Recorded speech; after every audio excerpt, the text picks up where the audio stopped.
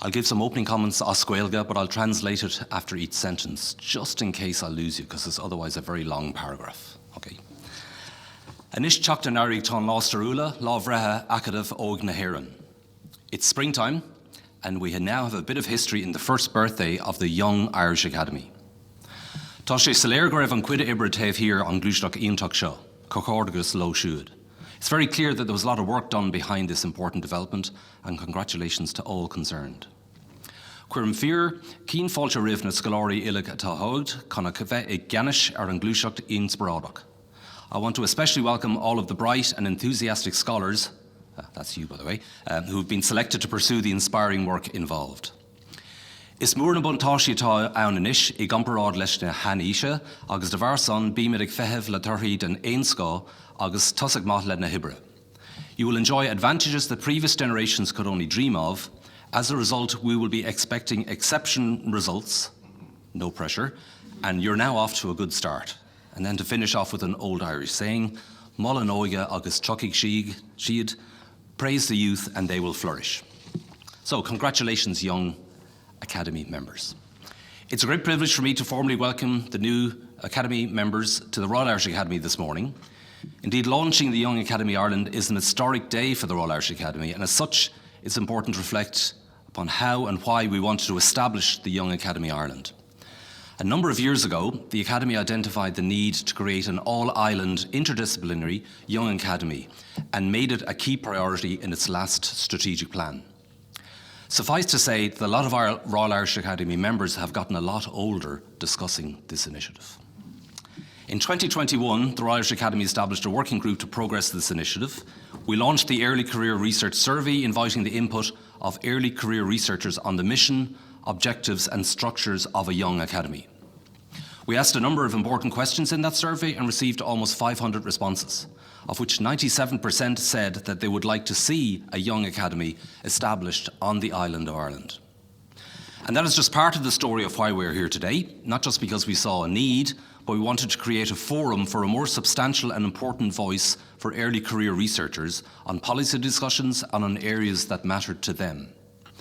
Before we opened membership for the Young Academy last year, no institutionalised approach to supporting early career researchers and innovators informed by the principles of inter- and transdisciplinary discourse and based on equality, diversity and inclusion existed on the island of Ireland.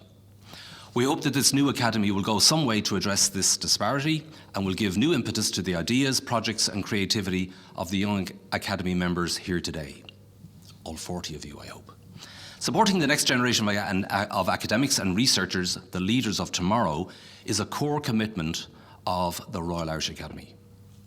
It is important that scholars, researchers and professionals who are at an early stage of their career path are given not just a voice, but a unique platform in which to exercise that voice. When we officially opened the membership process, we became the 51st Young Academy to be established worldwide, in line with international trends of national Young Academies in recent years. Being part of an international club has many rewarding aspects and opportunities and scope for several collaborative projects and initiatives, not just within Ireland, but internationally. However, more important than being a member of that club is the fact that we want this new Academy to represent the present and the future about what is best on the island of Ireland.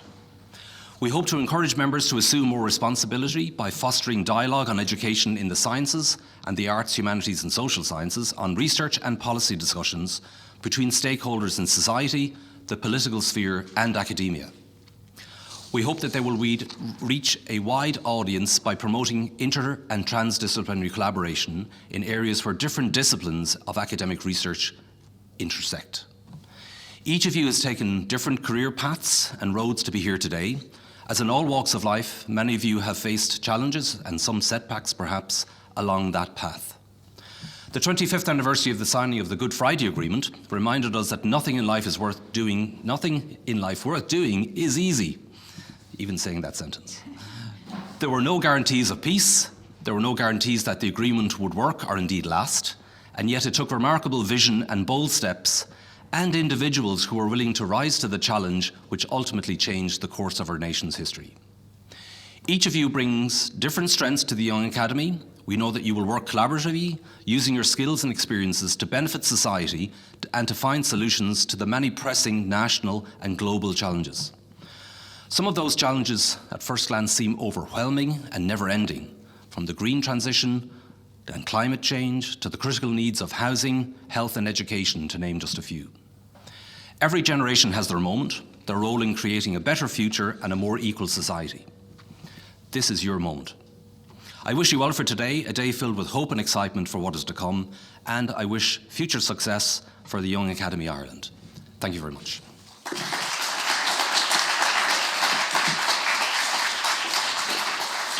So good morning to everybody. I've met some of you already and delighted to welcome you here to the Royal Irish Academy and to the Young Academy of Ireland.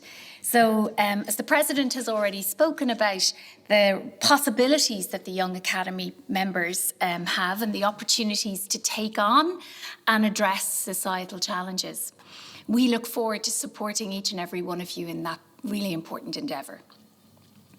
The Academy will provide you with an opportunity to work with peers across disciplines on issues of shared interest and concern, engaging in policy and academic debates, creating an environment where you can strengthen your talent, your skills, leadership potential, and develop your professional networks. And that starts here this morning. I'm so delighted so many of you could join us for this.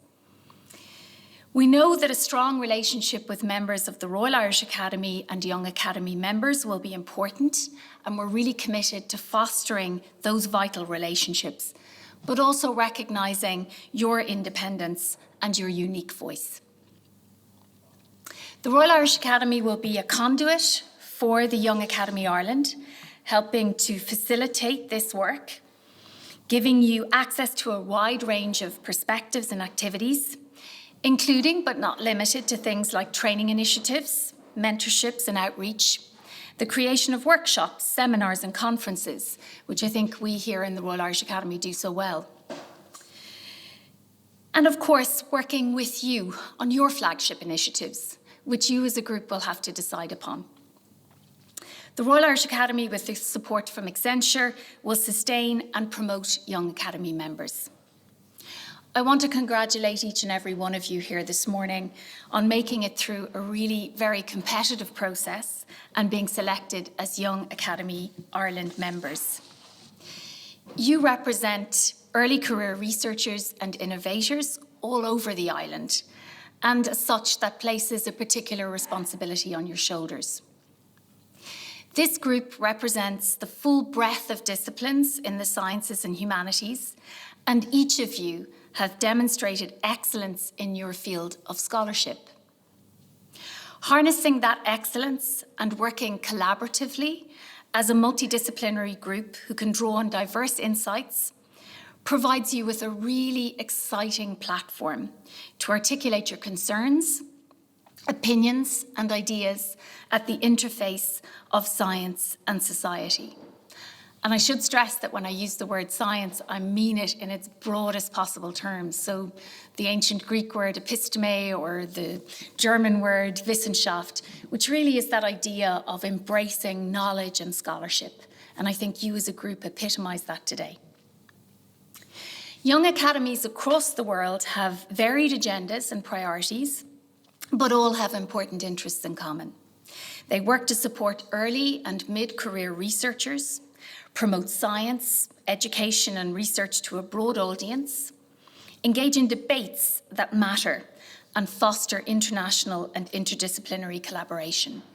And I'm sure that the Young Academy Ireland will do likewise. We have a packed day for you today. You'll be hearing from the global Young Academy representatives, learning from other Young Academies around Europe and their experience of being a Young Academy member. I'm sure they'll be sharing with you the do's and the don'ts, so that will be interesting to hear. You'll also be hearing from your fellow members, and I think that's really important. This is an opportunity for you as a group to meet each other today. Some of you may know each other, others it'll be your first time meeting. It's a really exceptional group, And as I say, you're drawn from across all of the disciplines, so you'll have much to learn from each other. And I would really urge you today to introduce yourselves, have a chat. Today is the day to celebrate your achievement, but also to find out what each other's interests are. And Roisin will be explaining later about next steps, and I suppose the hard work starts thereafter in deciding what you as a group want to prioritise. First, we have so later on in the afternoon then, we'll be learning how early career researchers and innovators can impact policy. And we're delighted to have policymakers here with us to explain what they need and require of a group like yours. And for you, that's important to understand how you can then articulate your concerns and that it has a possibility of landing with policymakers. And really, that's a unique opportunity to shape the kind of society you want to live in. But first, we have the honour of having a very distinguished guest with us this morning, and I'm really delighted to be able to welcome Anna Davis, who is Professor of Geography, Environment and Society at Trinity College Dublin. And the reason we're so delighted to have Anna is because, of course, she has made a significant impact in respect of policy and shaping the kind of society I think we all do want to see. And I think that's why her insights will be particularly important for this group today. Anna is, as I say, a Professor of Geography, Environment and Society at Trinity College Dublin, where she leads an environmental governance research group. She's a founding member of Future Earth's Knowledge Action Network on Systems of Sustainable Consumption and Production, and Future Earth Ireland. Anna examines whose voices, values and visions count when shaping policy and practice. I think that's such a fascinating and important field of study, and I think particularly important for you as a group here today. She's a member of the Royal Irish Academy, so we're delighted to welcome one of our own members, and a fellow of the International Science Council, and currently chairs the Rediscovery Centre in Dublin, Ireland's national centre for the circular economy. So with that, I want to congratulate you all once again. I'm looking forward to getting to know you and to supporting you. We're delighted to have you here today, and I would like to welcome now Anna to the stage. Thank you so much.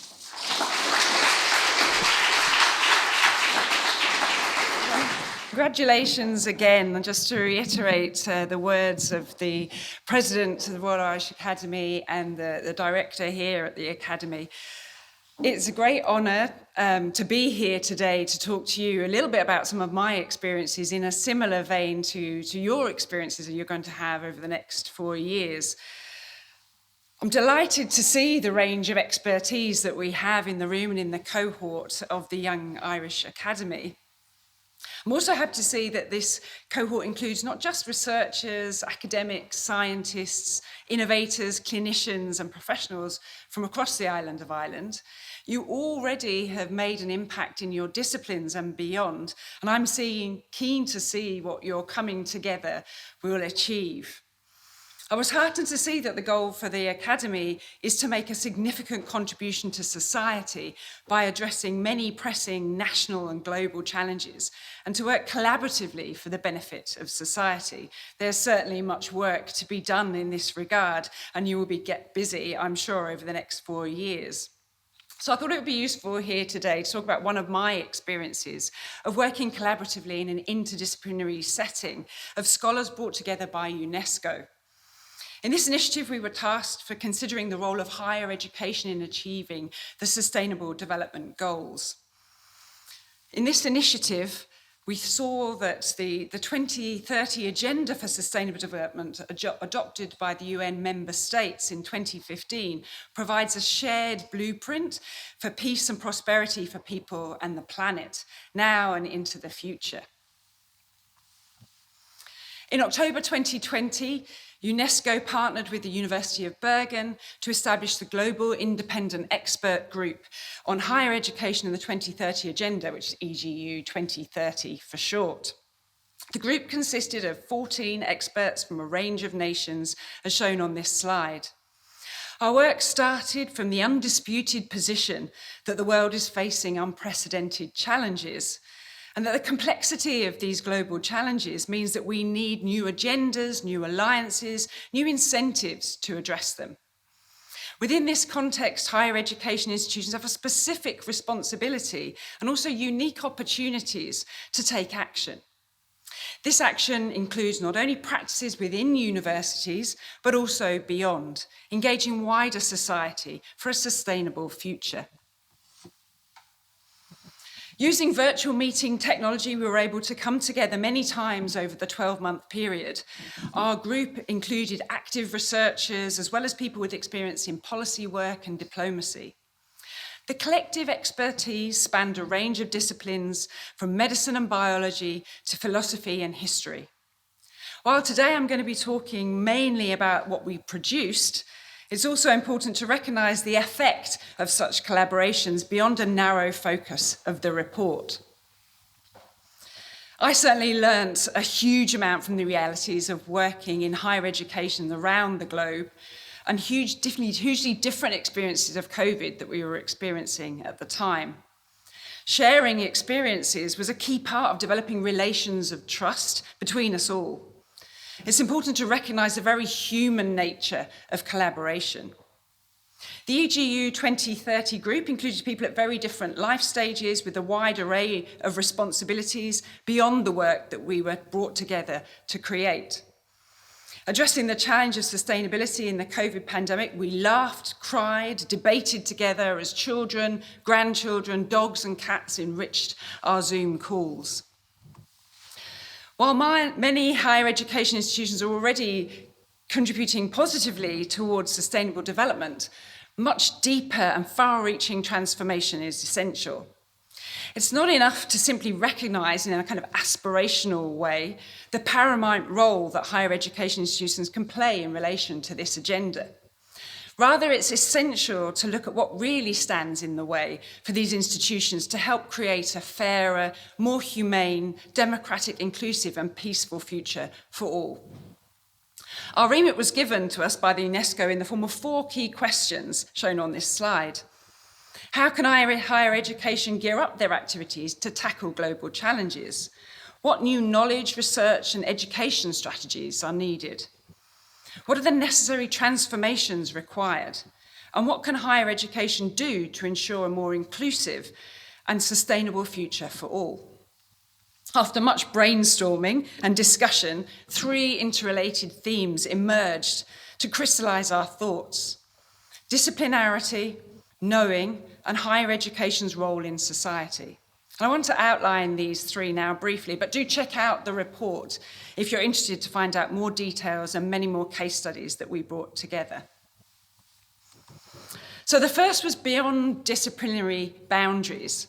We collectively recognise that unsustainability is a key example of a wicked problem on which multiple disciplines must converge if we are to both understand and try to transition to a more sustainable footing. It's not a criticism of the fundamental role that disciplines have and continue to play in the process of knowledge production. And we do also recognise that collaboration does already take place in certain spaces. However, we argued that the collaboration happens most when approaches and methods align, say within certain STEM disciplines.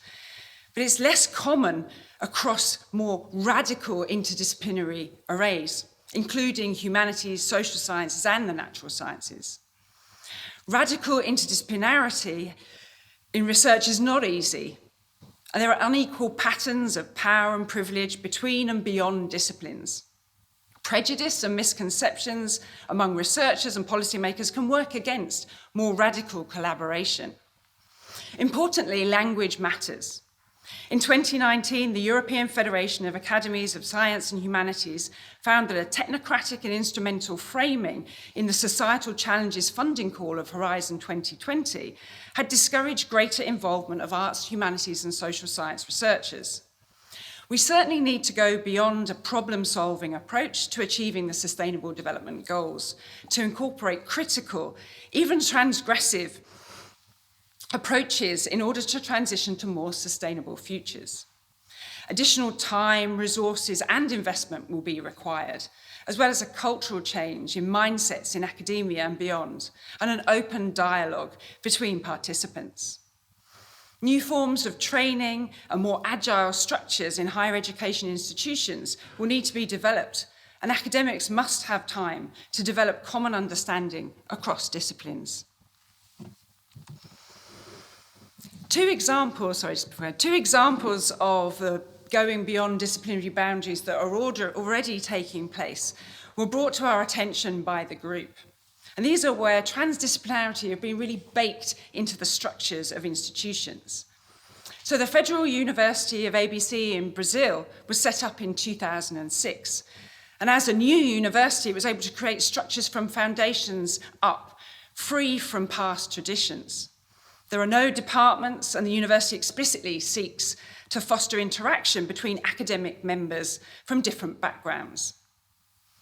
The reasoning given is that interdisciplinarity contributes to excellence, which in turn is seen as a condition for social inclusion.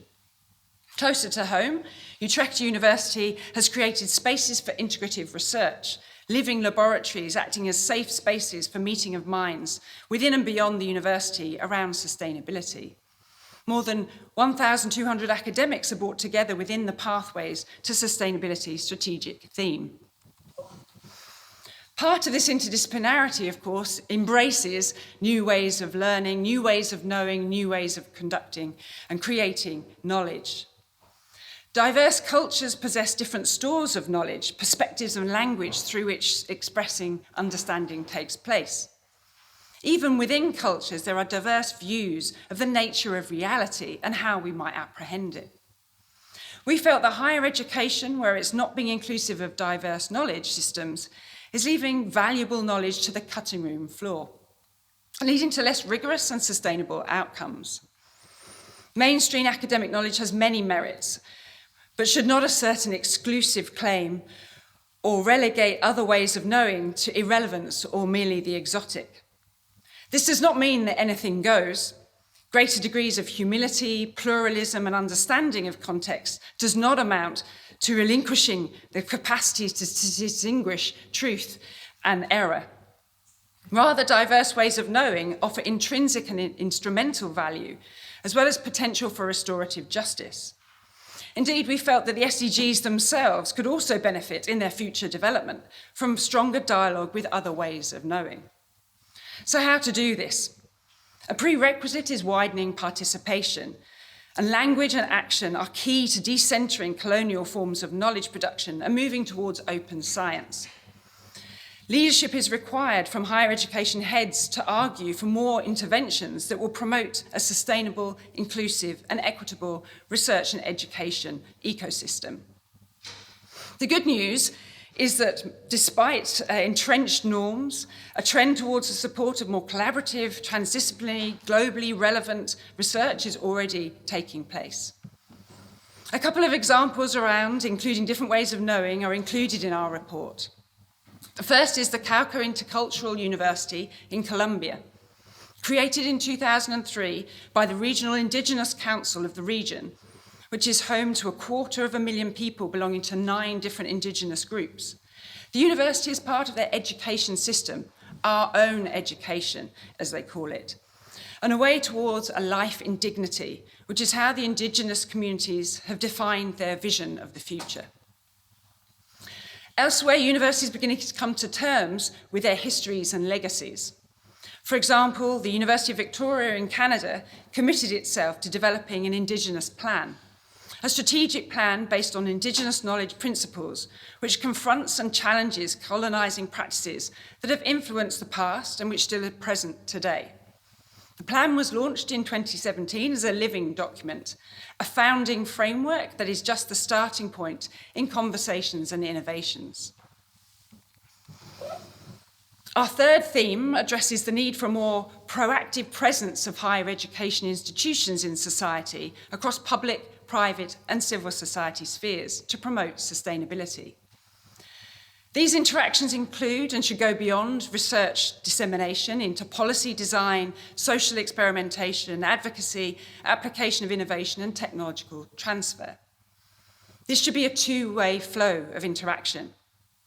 For this to work, higher education leaders need to pay heed to the incentives that currently promote a publish or perish trajectory, rather than encouraging academics to meaningfully engage with other sectors in pursuit of sustainability.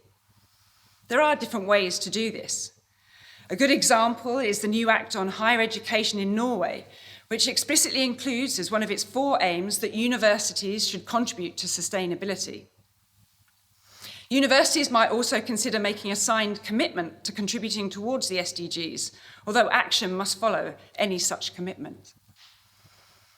This does not mean that higher education institutions should move away from basic research and classical education, but rather orienting the applied side of research away from purely economic return and towards the Sustainable Development Goals.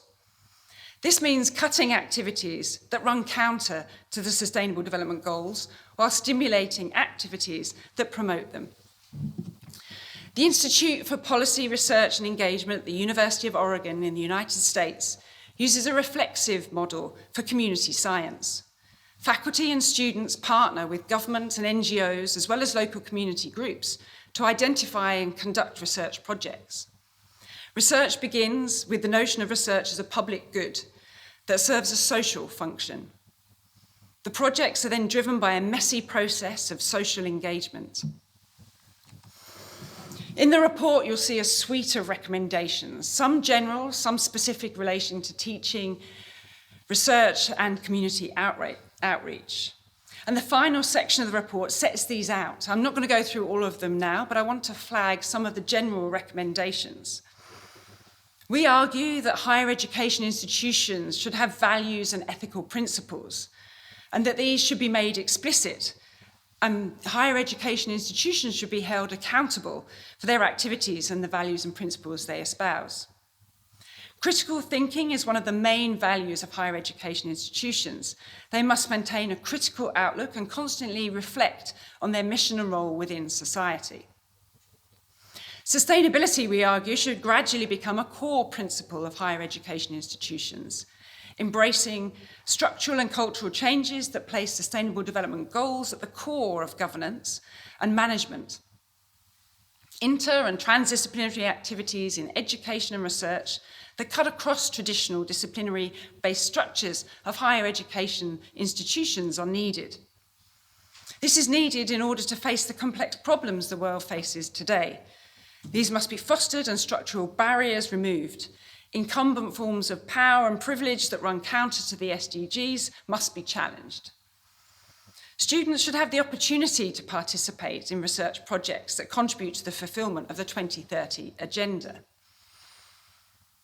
We also argue that higher education institutions should be more open to dialogue and engagement with diverse communities who have developed other ways of knowing, and around sustainability in particular. Opening up to diversity must occur within as well as between cultures.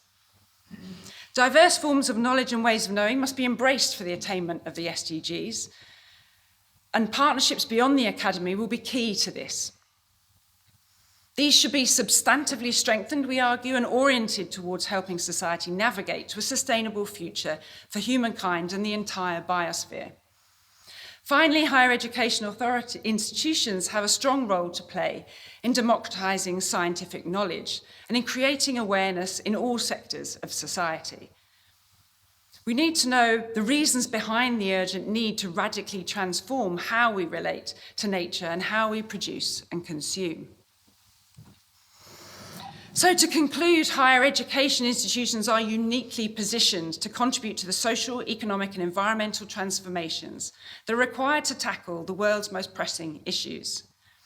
We argue this can be initiated through 3 key developments: through greater inter- and interdisciplinary work, more open institutions, and stronger presence in society.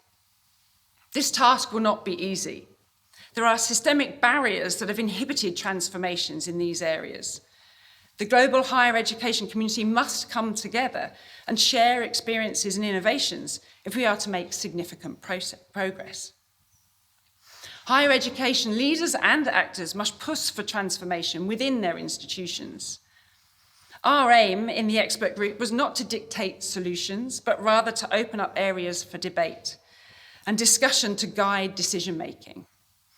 Regardless of the different perspectives and reactions to the report, we hope that it will be used as a tool to engage in critical discussions. The Sustainable Development Goals will expire in 2030, and higher education institutions must look ahead, not only to implementing the Sustainable Development Goals now, but also to being intensively involved in crafting the next steps and the goals beyond 2030.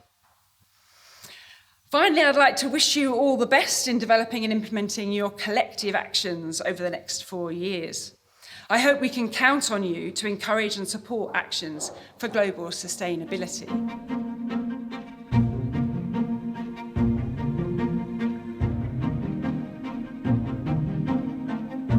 It's a wicked problem and one that's very diverse. Clearly, the institutional landscape globally is incredibly differentiated in terms of the experiences that people face on the ground, very, very different challenges.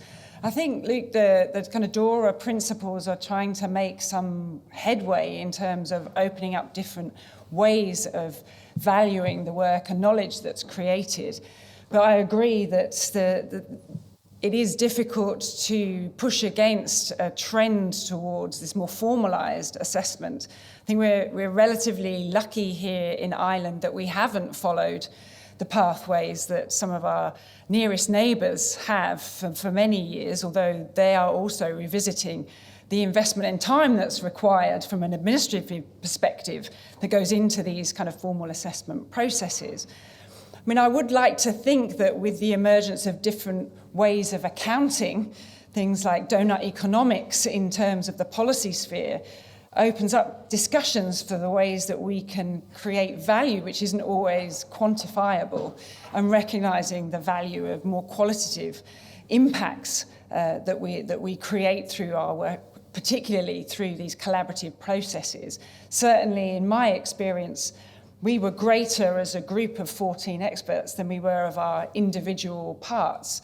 And I think that that's what's very difficult for individualised assessments to capture, when increasingly the work that we do is collaboratively based, interdisciplinary in many situations.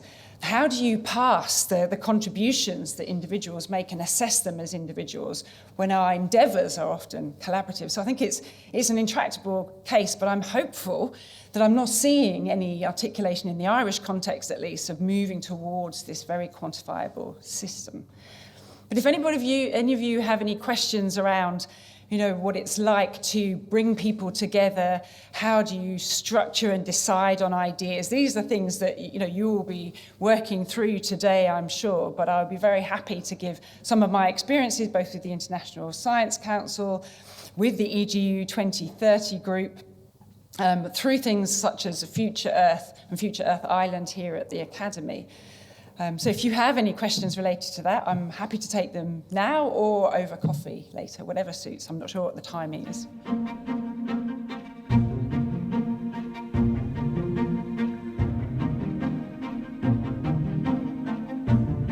No, it's not easy, and it requires an openness on both sides to recognise the limitations and assumptions that go behind those decisions methodologically, but also epistemologically, where your starting point is. And this is what takes so much time and which doesn't necessarily fit into the kind of assessment cycles that we might also be subject to, particularly as early career researchers who may or may not have a permanent position or may not be in a tenure track process.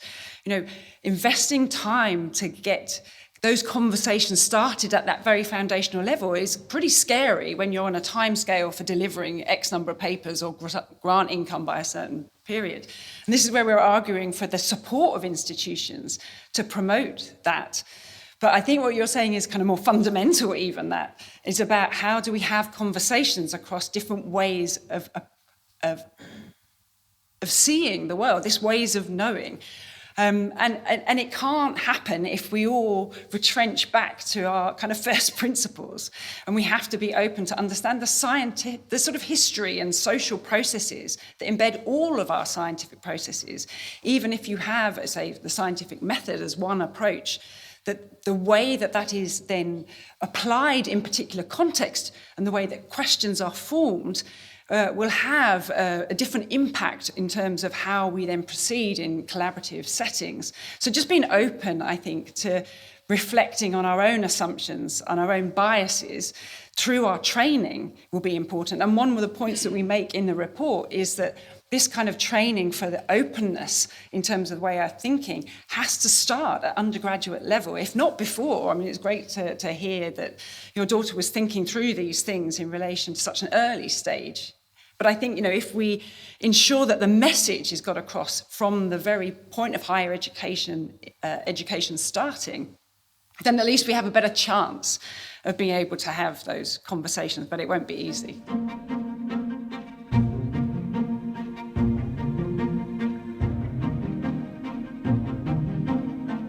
We absolutely have to. And I think, and I hope that we're moving a corner in Ireland, particularly around how this focus on, particularly from SFI, you're referring to there, that kind of jobs and growth strategy, I think, has softened.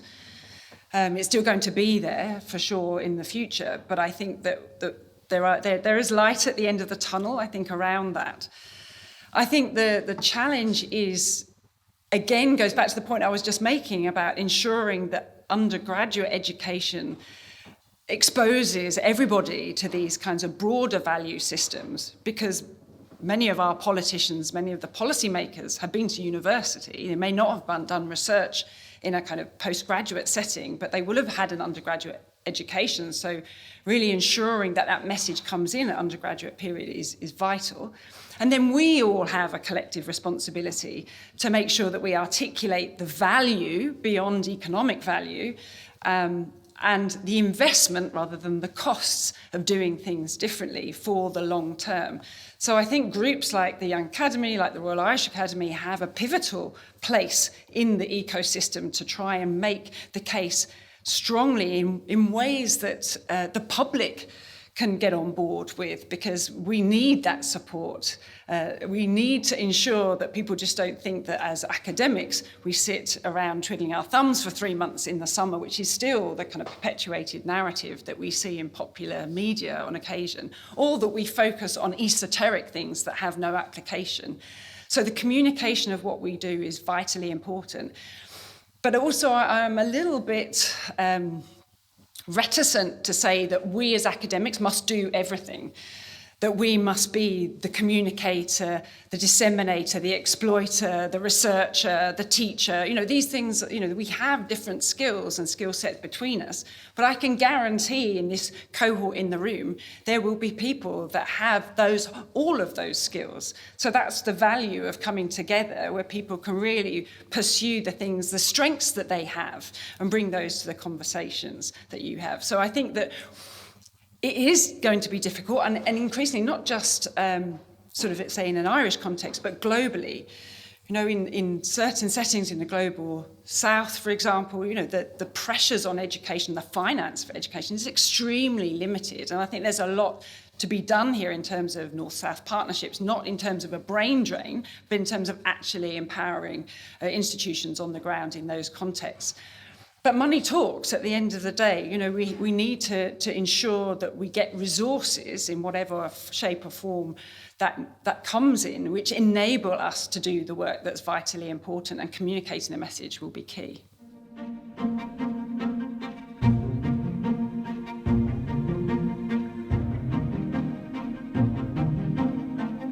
So multi-pronged attack for sure is going to be required here. So we need to do things in a kind of aligned fashion, I think. And certainly in my experience, where most traction has been created is when you have almost like a campaign, if you like, around a particular piece of work. And the IPCC, for example, did great work around that in the most recent synthesis report. I think it had a lot of impact. And that impact, due to changes which have occurred in media coverage of these issues over the last 10 years, has been dramatic. I mean, the fact and the volume of articles, say, in the Irish Times around the environment and climate change has dramatically, almost exponentially increased over time. So I think we need to do things at the same time. Strategically pinpointing individuals who are key decision makers is crucial, but we can't expect a trickle-down process to work in the absence of the grassroots kind of push. And the combination of forces from the top, bottom, and the sides is going to be required. So I wouldn't prioritise one over the other, but I think that you need to consider multiple avenues to create a point of dialogue. And we hope that in this case that I talked about today, that the report was that. We knew that the report would upset some people. We knew that the report would potentially pit different groups and positions and disciplines against each other. But what we were hoping was that through conversations about some of the tricky issues, the devil in the detail that Luke mentioned, that at least those conversations were being held. And that isn't better than not being discussed at all. So we'll take our small wins when we get them.